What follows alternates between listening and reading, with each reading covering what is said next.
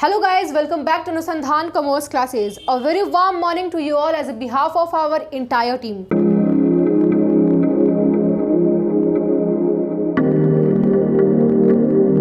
And आज मैं लेकर आ गई हूँ क्लास 12th एंटरप्रेन्योरशिप का चैप्टर 9th, यानी चैप्टर 9 को आज मैं डील करने वाली हूँ, फुल डीलिंग करने वाली हूँ चैप्टर 9 का।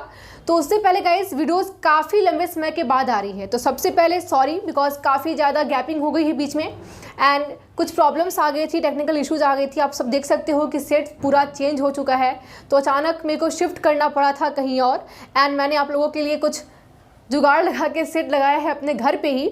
तो हाँ, एग्जाम तक वीडियोस सारी जाते रहेंगी एंड सिलेबस आपके पूरे कंप्लीट हो जाएंगे, गारंटी मेरी है। तो आज से फिर से स्टार्ट करते हैं अपना सारा कोर्स एंड वीडियोस लगातार जाएगी, मेरी पूरी कोशिश यही रहेगी। तो हाँ, काफ़ी गैपिंग आ गया था इसलिए बार बार गए, उसके लिए आप लोग माफ़ कर दीजिएगा। अब सब कुछ भूल के आगे चलते हैं, लेकिन चैप्टर 1 से 8 तक हमें कुछ नहीं भूलना है, वहाँ तक मैंने आपको पढ़ा दिया था। अब मैं पढ़ाने वाली हूँ आपको चैप्टर 9 से। तो चैप्टर 9 का नेम क्या है आज हम वो जान लेते हैं, ठीक है। Formulation of project report and project appraisal, ये चैप्टर का नेम है हमारा। हिंदी में चैप्टर का नेम है आपका परियोजना प्रतिवेदन का निर्माण एवं परियोजना मूल्यांकन। चैप्टर का नेम मैंने लिखा हुआ है पूरे ब्लैक बोर्ड पे। एंड मैं बता दूं गाइस कि चैप्टर 9 का मैंने पूरा जो भी नोट्स है सारा लिख दिया है, तो आप लोग सबसे पहले स्क्रीनशॉट ले लीजिए, काफ़ी हेल्पफुल है ये। एंड इससे बाहर आप एग्जामिनेशन में कुछ नहीं आएगा, गारंटी मेरी है, ठीक है। मैं आपको बताऊंगी चैप्टर्स के बीच में डीलिंग करती तो बताऊंगी कि क्वेश्चंस कहाँ से उठकर आए हैं, कहाँ से आ सकते हैं और आपको आंसर कैसे देना है। तो टाइम वेस्ट ना करते हुए चलते हैं हमारे फर्स्ट टॉपिक की तरफ।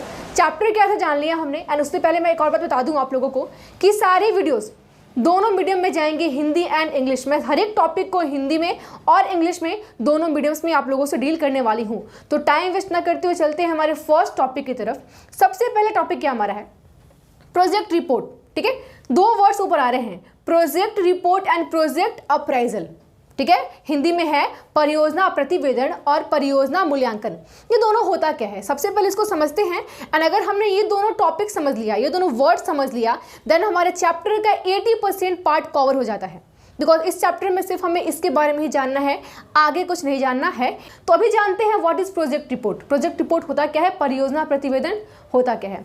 तो सपोज दैट मान लीजिए आपने सोचा कि आपको क्लास 12 एग्जामिनेशन के लिए 6 घंटे पढ़ाई करनी है, ठीक है। आप सुबह पढ़ोगे 2 घंटे शाम को, 2 घंटे रात को, एंड ऐसे करते करते आपने सब कुछ अपना ड्रीम बना लिया। आपने माइंड में सोचा, बस अभी बस आपने माइंड में प्लानिंग की है कि आप कैसे पढ़ोगे, क्या पढ़ोगे, किस बुक से पढ़ोगे, ठीक है, किस यूट्यूब वीडियो को देखोगे आप, ठीक है। ये सब आपने प्लानिंग कर ली, तो इसको बोलते हैं प्लानिंग फॉर द फ्यूचर। और उस सारी प्लानिंग को आपने एक कॉपी पे लिख दिया कि इस दिन इतना पढ़ना है, इतना घंटा काउंट्स, इतना घंटा BST। आपने एक रिपोर्ट बना ली, that's known as project report, परियोजना प्रतिवेदन। यानी परियोजना मतलब क्या होता है, प्लानिंग।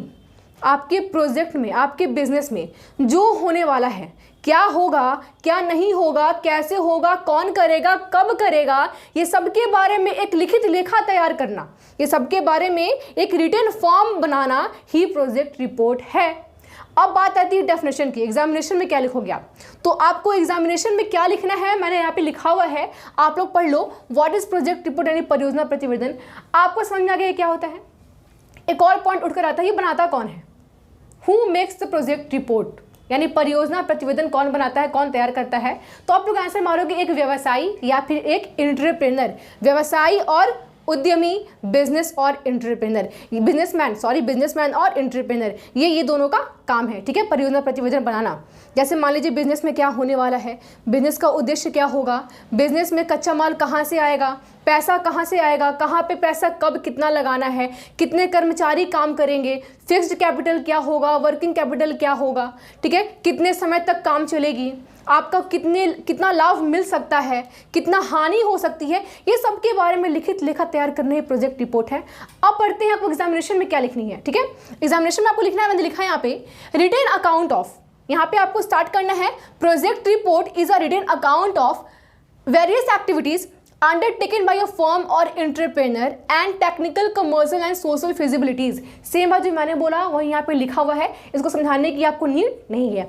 हिंदी क्या है पढ़ लेते हैं इसको, मैं इसलिए पढ़ी हूँ बिकॉज मैंने काफ़ी छोटा छोटा लिखा हुआ है, तो हो सकता है आप लोगों को देखने में प्रॉब्लम हो, इसलिए मैं एक बार प्रोनाउंस कर दूंगी।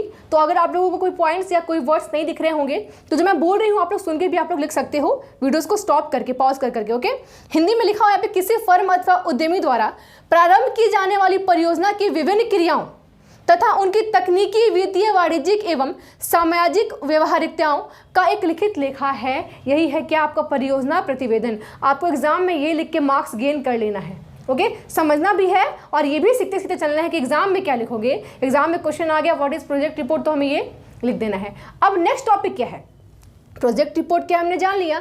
अब आगे हमारा टॉपिक क्या है, हमें ये जानना है कि प्रोजेक्ट रिपोर्ट की कैरेक्टरिस्टिक्स क्या क्या होती हैं, विशेषता क्या क्या होती हैं। यहाँ पे मैंने याद रखिएगा एक वर्ड लिखा है कैरेक्टरिस्टिक्स। एग्जाम में आ सकता है write down the feature of project report. ठीक है, फीचर आया, कैरेक्टरिस्टिक्स आया, बात एक ही है, आपको कोई इसमें कंफ्यूजन नहीं होनी चाहिए, बात एक ही है। ठीक है, यानी विशेषता क्या है परियोजना प्रतिवेदन का, तो पहला विशेषता आपको यहाँ पे लिखा हुआ है after passing hurdles in the project report is made.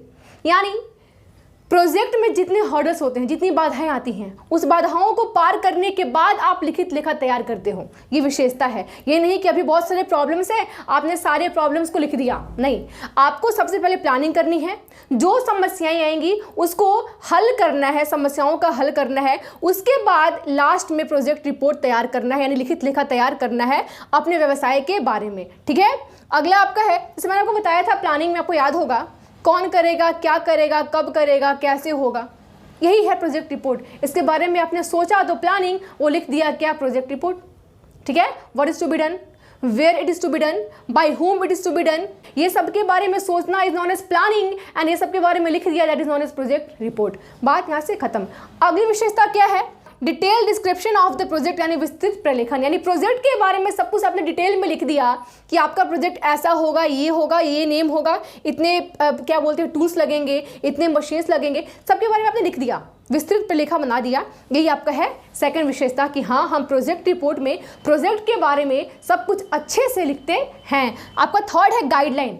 एक गाइडलाइन भी है कि मान लीजिए आपने प्लानिंग की और आप भूल गए तो लिख लोगे तो आपको पता चलेगी कि आपको काम आगे कैसे कैसे करना है। तो एक गाइडलाइन भी आपको प्रोवाइड करवाता है कि आगे आप किस तरीके से आगे काम करोगे। अगला आपका है ऑब्जेक्टिव, उद्देश्य क्या है। मैंने उद्देश्य को पॉइंट्स में नहीं लिखा हुआ है, पॉइंट्स आप कर सकते हो खुद से, बट मैंने कीवर्ड्स लिखा है कि प्रोजेक्ट रिपोर्ट का यानी परियोजना प्रतिवेदन का उद्देश्य क्या होता है। तो आपका उद्देश्य यहाँ पे दिया हुआ है एनालिसिस ऑफ इन्वेस्टमेंट अपॉर्चुनिटीज, यानी विनियोग अवसरों का मूल्यांकन। इसको अच्छे से समझते हैं, उद्देश्य क्या है, आप अपने व्यवसाय का परियोजना प्रतिवेदन क्यों बनाते हो।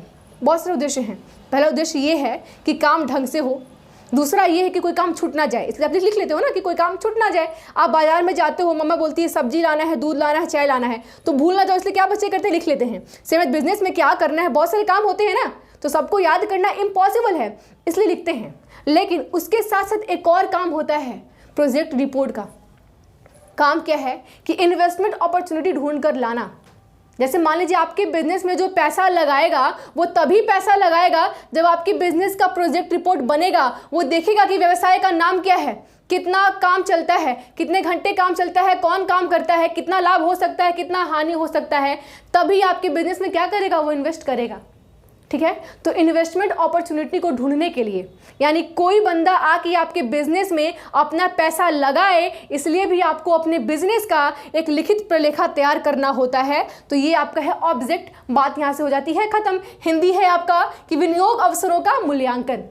ठीक है, अगला आपका है एलिमेंट्स, तत्व क्या क्या होते हैं, यानी प्रोजेक्ट रिपोर्ट में आते क्या क्या हैं, उसी को मैंने लिखा है एलिमेंट्स में, तत्व क्या क्या होते हैं। एंड बार बार बता रहा हूँ मैं कि क्वेश्चन आ सकते हैं, क्वेश्चंस कहीं से आ सकते हैं, तो आपको सारे पॉइंट्स को समझना भी है एंड याद भी करना है। जैसे बहुत सारे बच्चे समझ तो जाते हैं, प्रॉब्लम्स आती है कि एग्जाम में लिखेंगे कैसे, तो इसी प्रॉब्लम को सॉल्व करने के लिए मैं सारे पॉइंट्स को आप लोगों के लिए लिख देती हूँ। एग्जामिनेशन में आपको सेम पॉइंट उतार देना है, मार्क्स मिल जाएगी, गारंटी मेरी है। इससे आगे कुछ नहीं आएगा एग्जामिनेशन में, बस यही आएगा। समझ लीजिए एंड सारे पॉइंट्स को याद कर लीजिए, नोट डाउन कर लीजिए, नोट्स बना लीजिए, आगे आपके लिए हेल्पफुल होगा। वीडियोस काफ़ी टाइम बाद आ रही है, आपसे लगातार वीडियोस जाती रहेंगी। तो अगर गाइस वीडियो अच्छी लगे तो प्लीज़ इसको लाइक कर दीजिएगा, बिकॉज काफ़ी मेहनत करते हैं हम लोग। अभी शूटिंग 12:30 बजे रात को हो रही है, तो आप लोगों के लिए बहुत मेहनत चल रही है एंड आगे भी चलेगी। अब वीडियोज़ लगातार आएगी तो वीडियोज़ को लाइक करना ना भूलें एंड ज़्यादा से ज़्यादा वीडियो को शेयर करें ताकि सब लोग इस वीडियो का बेनिफिट उठा सकें। अब देखते हैं अगला क्या डिस्क्रिप्शन, अगला क्या है, एलिमेंट्स यानी तत्व, यानी प्रोजेक्ट रिपोर्ट के तत्व क्या क्या होते हैं। ठीक है, परियोजना प्रतिवेदन के एलिमेंट्स क्या क्या होते हैं। तो पहला है description about entrepreneur, enterprise and financial aspects. मतलब क्या, यहाँ पे 3 चीज़ दिया है, 3 वर्ड है, entrepreneur, enterprise and financial aspects, यानी उद्यम और वित्तीय तत्व। यानी प्रोजेक्ट रिपोर्ट में आप ये तीनों के बारे में विस्तृत बात लिखते हो। उद्यमी मतलब क्या, व्यवसायी, कि व्यवसायी का नाम क्या है, उम्र क्या है, उसका पता क्या है, ये भी आता है। ये नहीं कि व्यवसाय के बारे में ही लिखोगे आप प्रोजेक्ट रिपोर्ट में, परियोजना प्रतिवेदन में व्यवसायी के बारे में भी लिखते हो कि ये नाम है व्यवसायी का, यहाँ से आते हैं, इतना उम्र है, इतना साल एक्सपीरियंस है, ये सब कुछ आप लिखते हो। दूसरा है आपका है, पहला तो हो गया उद्यमी यानी व्यवसाय के बारे में, व्यवसायी के बारे में। ठीक है, एक है उद्यम, इसका मतलब होता है व्यवसाय के बारे में। उद्यमी मतलब व्यवसायी के बारे में और उद्यम मतलब व्यवसाय के बारे में। ठीक है, बिजनेस के बारे में अब आप लिखते हो कि आपके बिजनेस में क्या होने वाला है, क्या नहीं होने वाला है, कैसे होगा, कौन करेगा। अगला आपका पॉइंट है वित्तीय तत्व, यानी वो तत्व जो पैसों से संबंधित है, उसको क्या बोलते हैं आप, वित्तीय तत्व, फाइनेंशियल एस्पेक्ट्स। अब आप ये भी लिखोगे कि आपके बिजनेस में आपने कितना पैसा लगाया और कितना लगाओगे, कहाँ से लिया बिजनेस में पैसा लगाने के लिए, कितना प्रॉफिट हो सकता है, कितना लॉस हो सकता है, ये सब आते हैं वित्तीय तत्व में, ये सब भी लिखा जाता है। तो अगर क्वेश्चन पूछ दिया कि प्रोजेक्ट रिपोर्ट का एलिमेंट्स लिखें, यानी परियोजना प्रतिवेदन के तत्व लिखें, तो आप ये लिखकर मार्क्स गेन कर लोगे। ठीक है, लेकिन आपको एग्जाम में थोड़ी चालाकी करनी है। जैसे मैंने लिख दिया है शॉर्ट में, लाइन में, तो हो सकता है मार्क्स कम मिले। आप लोग जब लिखोगे तो पॉइंट कर देना। ठीक है, उद्यमी नंबर 1, उद्यम नंबर 2 एंड नंबर 3 वित्तीय तत्व, ऐसे मार्क्स ज़्यादा मिलेंगे, लगेगा कि आंसर आपका क्या है, बड़ा है। ठीक है, मैं आपको हर एक बार हर एक टॉपिक के बीच में बताते रहूँगी एग्जामिनेशन में कैसे आपको आंसर अटेंड करना है, ताकि ज़्यादा मार्क्स आपको क्या मिले, गेन हो सके। अगला टॉपिक क्या देखते हैं, अगला टॉपिक हमारा ऑपरेटिंग साइकिल। ये ऐसा टॉपिक है जो कि हिंदी मीडियम वाले बुक में नहीं दिया हुआ है, मिसिंग है, बस इंग्लिश मीडियम वाले बुक में दिया हुआ है। ठीक है, एंड एक और बात, ये जो मैं पढ़ा रही हूँ ये हर एक बोर्ड के लिए है, जैक बोर्ड हो, बिहार बोर्ड हो, सीबीएसई बोर्ड हो, सारे बोर्ड्स के लिए है, बिकॉज सारे बोर्ड्स के बुक को हम लोग एक साथ रख के सबका कंक्लूजन निकाल के वीडियोस आप लोगों के लेकर आते हैं। एंड मैं इसलिए बताया, मैंने लिखा है पॉइंट, क्योंकि हिंदी मीडियम वाले बच्चों के बुक में नहीं था, इंग्लिश मीडियम वाले बच्चों के बुक में था, तो जानना जरूरी है हमें, बिकॉज बुक में कोई टॉपिक है छोड़ना नहीं है। तो क्या हमारे देखते हैं ऑपरेटिंग साइकिल। ऑपरेटिंग साइकिल होता क्या है, सिंपल, बिजनेस में क्या होता है, पैसों से संबंधित, वही है ऑपरेटिंग साइकिल। जैसे पहले लिखा है कैश, पहले आपको चाहिए, पैसा चाहिए। Business is all about cash, व्यवसाय क्या है, पूरी तरीके से मुद्रा के बारे में ही है, तो सबसे पहले आप क्या लगाओगे, कैश, पैसा लगाओगे। दूसरा है कच्चा माल यानी रॉ मटेरियल्स, पैसों से क्या खरीदते थे सबसे पहले आप, कच्चा माल।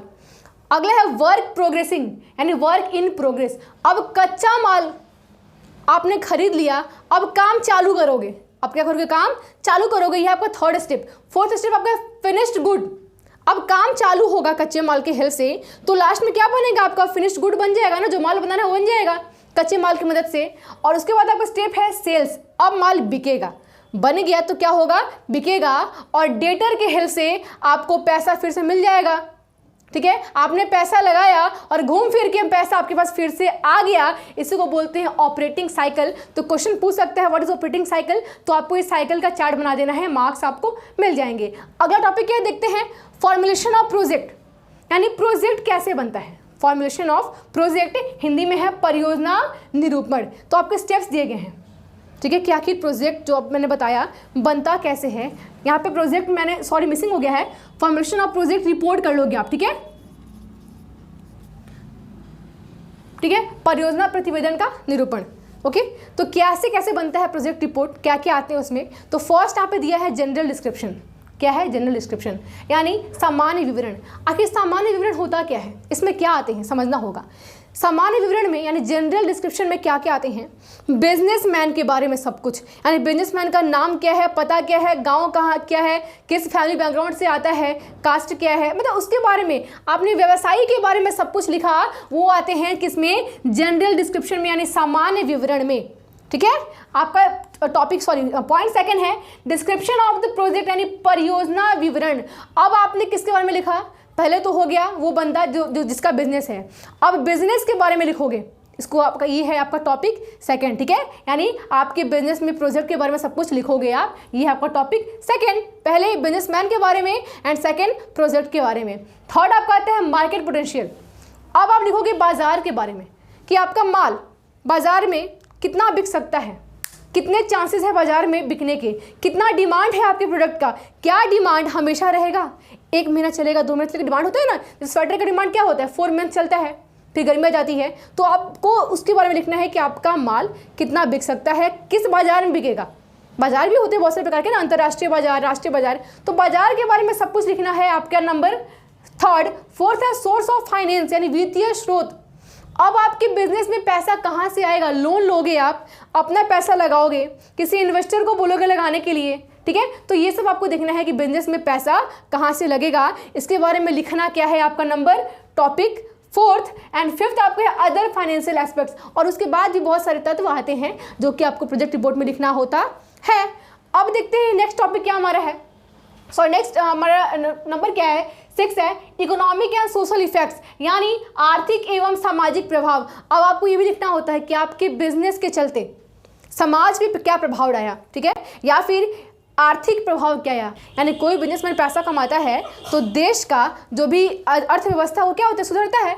तो आपको ये भी लिखना होगा कि हाँ मेरे इस बिजनेस से समाज को ये फायदा हो सकती है, आर्थिक विकास हो सकता है, कितना हो सकता है आपको इसे लिखना होता है, ठीक है। इसमें क्या क्या आते हैं, इसमें अक्सर लोग लिखते हैं कि हम इतने लोगों को रोजगार दे सकते हैं, ठीक है, क्षेत्रीय विकास हो सकता है, ये सब आते हैं इस समय इस पॉइंट में, ठीक है। अब नंबर 7 क्या है, टाइम बाउंडेड यानी समयबद्धता।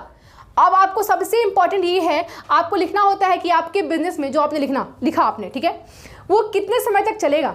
कोई काम आपने लिख तो दिया, जैसे मान लीजिए आपने लिखा कि आप 6 घंटे तक पढ़ोगे, इम्पॉसिबल है कि आप 6 घंटे, क्या हो सकता है ये कि 6 घंटे तक आप 80 साल तक पढ़ो, नहीं, आप 6 घंटे तक आप फरवरी तक पढ़ोगे, ठीक है। आपको एग्जाम फैब में है तो फैब तक आपको रूटीन है कि आप 6 आवर्स पढ़ोगे, तो आपने टाइम किया ना फैब तक। सेम एज बिजनेस में भी टाइम होता है कि जो काम आपने लिखा वो कब तक चलेगा, ठीक है, किस समय तक आपका काम चलेगा। तो समय का आपको लिखा देना होता है कि हाँ मेरे व्यवसाय में जो काम चल रहा है वो इतने समय तक चलेगा, ठीक है। अब अगला टॉपिक क्या आपका है, प्रोजेक्ट अप्रेजल यानी परियोजना मूल्यांकन। ये क्या होता है, प्रोजेक्ट रिपोर्ट क्या होगा, समझ में आ गया आपको, सब कुछ लिखना। अब परियोजना मूल्यांकन क्या होता है समझते हैं, इसके बाद वाला स्टेप ही है प्रोजेक्ट अप्रेजल। आपने सब कुछ लिख लिया, क्या किया, सब कुछ आपने लिख लिया। अब उस लिखने के बाद आप चेक करते हो कि क्या सही है क्या गलत, क्या सही है क्या गलत, चेक करना ही है प्रोजेक्ट अप्रेजल यानी परियोजना मूल्यांकन।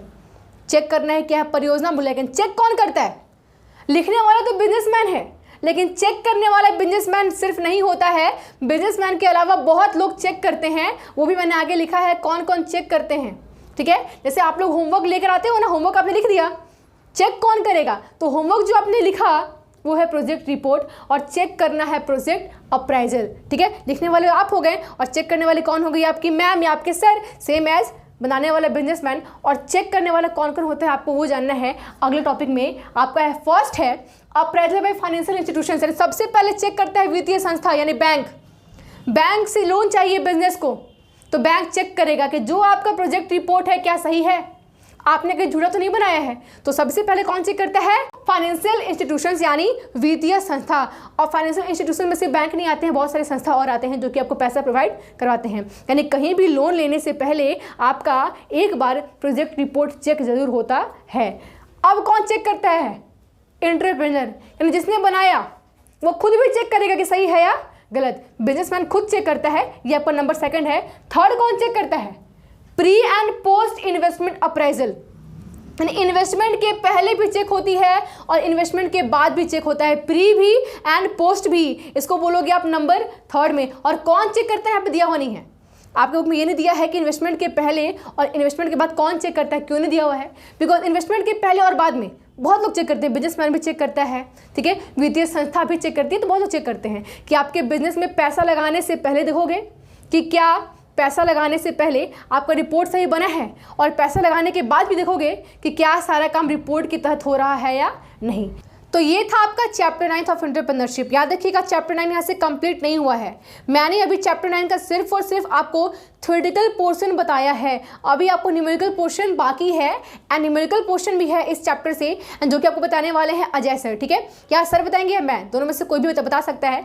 तो अभी मैंने बस आपको थ्योरेटिकल पोर्शन कंप्लीट कर दिया है, इससे क्वेश्चन आ सकते हैं। और मैं कोशिश करूँगी कि जितने चैप्टर्स के एंटरप्रेन्योरशिप के आपके न्यूमेरिकल टर्म है वो सारी एक साथ लेकर आऊँ। ठीक है, बिकॉज अगर आप बार बार लेकर आए तो डिफरेंस आ जाती हैं। तो मैं कोशिश करूँगी कि पहले सारे चैप्टर का आपको थ्योरेटिकल पोर्शन कंप्लीट कर दूँ, फिर एक साथ सारे चैप्टर का न्यूमेरिकल पोर्शन आपका आएगा। ठीक है, तो मिलते हैं अब चैप्टर 10 के साथ, तब तक के लिए धन्यवाद। उससे पहले गाइस बार बार मैं बोल रही हूँ बिकॉज काफ़ी टाइम बाद वीडियोज़ आ रही हैं, तो माफ़ कर दीजिएगा। एंड अब वीडियोज़ लगातार जाएगी, मेरी कोशिश यही रहेगी। तो अगर वीडियोज़ आपके लिए हल्का सा भी हेल्पफुल होगा तो प्लीज़ इस वीडियो को लाइक कर दीजिएगा एंड हमारे चैनल को सब्सक्राइब करना ना भूलें, बिकॉज आप सब्सक्राइब करोगे तभी हमें विल पावर मिलती है कि हाँ बच्चे सब्सक्राइब कर रहे हैं यानी वीडियोस अच्छी जा रही है। तो मिलते हैं चैप्टर 10 के साथ एंटरप्रेन्योरशिप का, तब तक के लिए धन्यवाद। Goodbye, good night.